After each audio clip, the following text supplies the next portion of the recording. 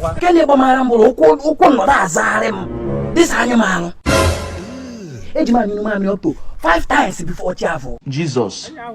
What do you most of the pico your maka? Calm down. I'm not telling your problem. I got me number, my family doctor. Okay. Nah, good afternoon.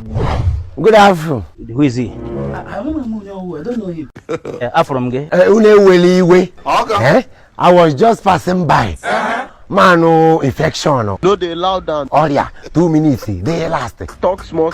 I am like your father. Yes. I have a younger ones like you. Continue. Now, urging solution to the problem. I don't want to talk too much. I will make really more one day. That's what I'm the or one noria. I'm ready for my from the guy. Uno they have about each other.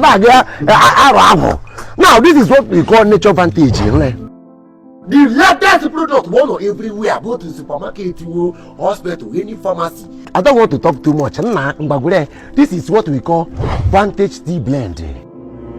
Now, this okay like miracle every morning.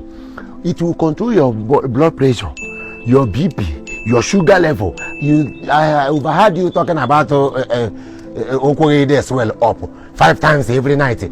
All those things will stop once you take this Vantage tea blend. Sharp. Now, brother, this one is for you.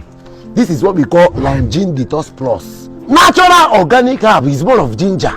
It will detoxify your body system. You'll be breathing well. Give them your blood pressure, sugar level, everything at this stable. Arthritis, everything but I will help you. Thank you. Verified, not that approved. Update. Nature Vantage. If you need more, Yes. order. Use my promo code Uncle Digestive at our website. I didn't order. Click the link on my bio. I didn't order. You can search Nature Vantage on Facebook, on Instagram, TikTok, everywhere.